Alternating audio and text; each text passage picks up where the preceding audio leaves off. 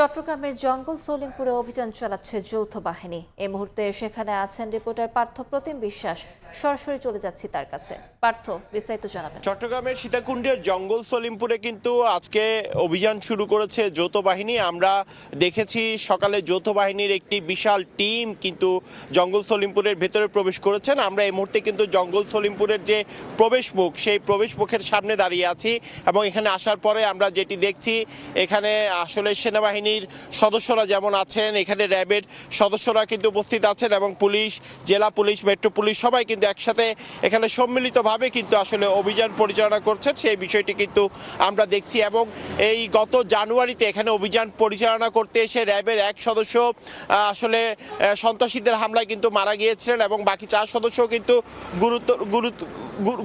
গুরুতর কিন্তু আহত হয়েছিলেন, সে বিষয়টি আমরা দেখেছিলাম। এরপর আসলে বিভিন্ন সময় এই সীতাকুণ্ডের যে জঙ্গল সলিমপুর, এখানে বিভিন্ন সময় অভিযান পরিচালনা করতে এসে কিন্তু বারবার আমরা দেখেছি যারা আইনশৃঙ্খলা রক্ষাকারী বাহিনীর সদস্য রয়েছে তাদের উপর এখানে সন্ত্রাসী বাহিনী কিন্তু বিভিন্ন সময় কিন্তু হামলা করেছে। সেক্ষেত্রে আজকে আগেই প্রশাসনের পক্ষ থেকে কিন্তু ঘোষণা দেওয়া হয়েছিল এখানে যৌথ অভিযান পরিচালনা করা হবে, তবে সেটি কখন করা হবে সেই বিষয়ে কিন্তু সুনির্দিষ্টভাবে বলা হয়নি। তবে আজকে ভোররাত থেকে আমরা দেখছি আসলে পুলিশ, র্যাব, সেনাবাহিনীর বিশাল একটি টিম আসলে জঙ্গল সলিমপুরের ভেতরে প্রবেশ করেন এবং সেখানে কিন্তু এই মুহূর্তে তারা অভিযান পরিচালনা করছেন। একটু জঙ্গল সলিমপুর সম্পর্কে যদি আমি জানিয়ে রাখি, চট্টগ্রাম নগরের বাইজিদ বোস্তামি থেকে 2 কিলোমিটার পশ্চিমে কিন্তু এশিয়ান উইমেন ইউনিভার্সিটি এবং এর বিপরীতে লিং রোডের উত্তর পাশে 3100 একর জায়গা জুড়ে কিন্তু এই জঙ্গল সলিমপুরের কিন্তু অবস্থান এবং সীতাকুণ্ডে এটির অবস্থান হলেও এটি অনেকটা নগরীর ভেতরেই। এর পূর্ব দিকে হাটাজারি, এছাড়া 2004 সালের 5ই আগস্টের দেশের রাজনীতির পট পরিবর্তনের পর এই এলাকাটি নিয়ন্ত্রণ নিয়ে সংঘর্ষ,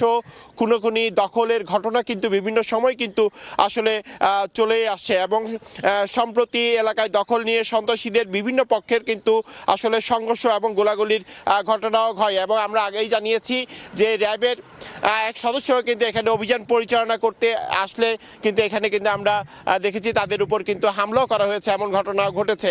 তো সেক্ষেত্রে আমরা আসলে জঙ্গল সলিমপুরের যে মূল ঢোকার যে প্রবেশপথ সেখানে অবস্থান করছে এবং প্রশাসনের পক্ষ থেকে গণমাধ্যম কর্মীদেরকে ভেতরে প্রবেশেও কিন্তু বাধা দেওয়া হচ্ছে এবং তারা বলছেন অভিযান যখন পুরোপুরি শেষ করে সবাই ফিরে আসবে তখন হয়তো বিস্তারিত গণমাধ্যম কর্মীদেরকে জানানো হবে।